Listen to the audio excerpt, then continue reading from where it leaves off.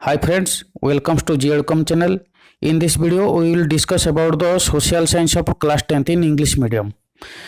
ठीक है, इससे पहले मैं एक बात बोलना चाहूँगा कि इस वीडियो को देखने से पहले आप लाइक करना, मेरे चैनल को सब्सक्राइब करना और दोस्तों को शेयर करने को बिल्कुल ना भूलना। ठीक है, सब्सक्राइब करने के बाद पास में जो बेल आइकन को प्रेस करना ताकि जब भी हम इस रिलेटेड वीडियो को अपलोड करेंगे आपको नोटिफिकेशन मिलते रहेगा। ठीक है, चलो देखते हैं। फर्स्ट नंबर क्वेश्चन क्या पूछा, explain how can reuse every waste with examples. क्या है ना, प्रतिदिन के कचरे का 2 बार उपयोग किस प्रकार कर सकते हैं उदाहरण सहित समझाने के लिए बोला है। देखो, फर्स्ट ऑफ ऑल आंसर को अभी देखेंगे ना। We keep our environment healthy, we should not throw waste thing here and there. ठीक है, we can reuse it in different ways as follows. हमारा क्या है ना, वेस्ट थिंग को हम इधर उधर नहीं फेंकना चाहिए। हमको क्या करना चाहिए ना, we can reuse it different ways. नीचे दिया गया क्या क्या है ना, फर्स्ट नंबर पॉइंट क्या है ना, कंपोस्टिंग। कंपोस्टिंग क्या ना, compost is an organic material that can be added to soil to help plants growth. ठीक है, so we reuse our left over food scraps to produce fertilisers. ये हो गया first number. Second number point में हम क्या कर सकते हैं ना, प्लास्टिक बॉटल्स एंड ग्लासेस को हम कैसे रीयूज करेंगे ना। We can reuse this after first use by washing hot और soap water and we can decorate our rooms by colourful bottles and glasses. Third number point क्या है ना, use of egg shell. Egg shell को हम कैसे use कर सकते हैं। देखो, it has high capacity of calcium. इसमें क्या है, कैल्शियम भरपूर है। By which we should reuse by sprinkling on the soil to get high and healthy production. ये होगा। नेक्स्ट क्या कर सकते हैं ना, क्लॉथेस को हम कैसे रीयूज कर सकते हैं ना। देखो, we can reuse our torn clothes by making pillows and blankets. Next, polythene को हम कैसे रीयूज कर सकते हैं ना। देखो, nowadays polythene is used vastly, so we can reuse it by making other plastic materials. ये हो गया हमारा फर्स्ट नंबर क्वेश्चन का आंसर। अब देखेंगे सेकंड नंबर क्वेश्चन को। सेकंड नंबर क्वेश्चन क्या पूछा है ना, should we depend on coal for electricity generation, what can be it's options.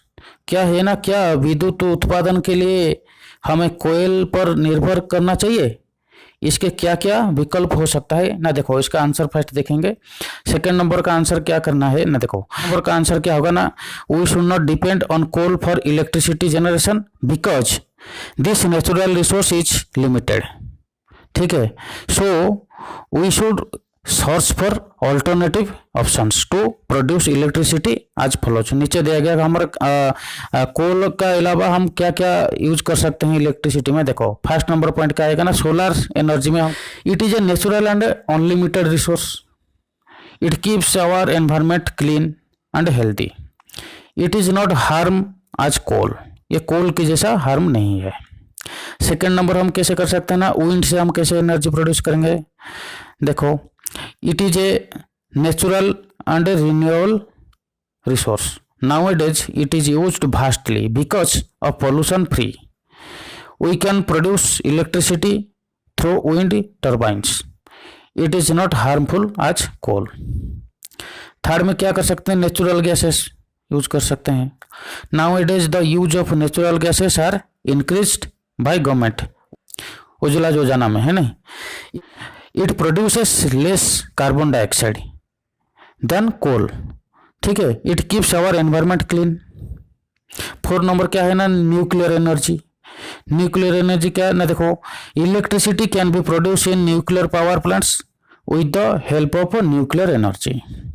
There are many nuclear plants in India आज Tarapur nuclear reactor, Narora nuclear reactor, कॉर्पोकम nuclear power plant etcetera. It is not harmful as coal, ये coal की जैसा harmful नहीं है। ये हो गया सेकंड नंबर क्वेश्चन का आंसर। इस बीच में मैं एक बात बोलना चाहूँगा, अगर इस वीडियो आपको पसंद लग रहा है तो लाइक जरूर करना, मेरे चैनल को सब्सक्राइब करना और दोस्तों को शेयर करने को बिल्कुल ना भूलना ताकि आपका दोस्त का भी फायदा मिल सके। और सब्सक्राइब करने के बाद बेल आइकन को प्रेस करना, ताकि मैं जब इस रिलेटेड वीडियो को अपलोड करते रहूँगा आपको नोटिफिकेशन मिलेगा। ठीक है, चलो देखते हैं थर्ड नंबर क्वेश्चन को। थर्ड नंबर क्वेश्चन क्या पूछा है ना, what is the difference between renewable resources and non renewable resources.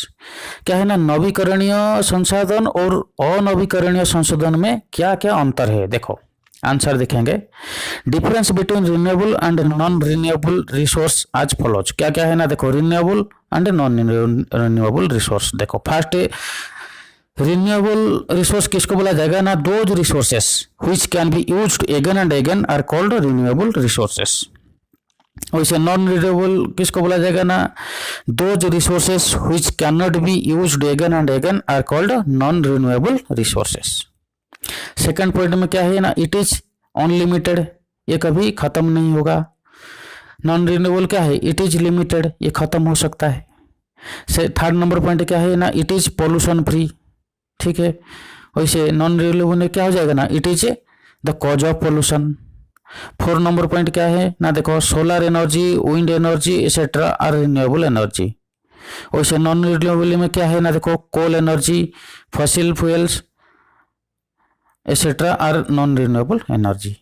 ठीक है, ये हो गया थर्ड नंबर क्वेश्चन का आंसर। अब देखें, देखो 4 नंबर क्वेश्चन क्या पूछा ना, which public interest is important to keep in mind for establishment of industry. क्या है ना, उद्योग की स्थापना के लिए कौन कौन से सार्वजनिक हित को ध्यान में रखा जाना बेहद जरूरी है ना। देखो इसका आंसर क्या है ना, देखो each and every industry should keep public interest before establishment. ठीक है, there are so many ways to fulfil public interest, some of them we discuss as follows. नीचे हम डिस्कस करेंगे। देखो फर्स्ट नंबर में क्या आएगा, देखो एम्प्लॉयमेंट। ठीक है, देखो nowadays it is a headache of our country, so to avoid it industry should focus on by which our country leads develop. Second number क्या हो सकता है ना, safety of citizens. Every industries should obey the safety rules and regulations for which our citizens and environment are kept safe and healthy. Third number में क्या होगा ना, insurance. देखो industry should have provisions for providing compensation and insurance in case of any accident caused by the industry.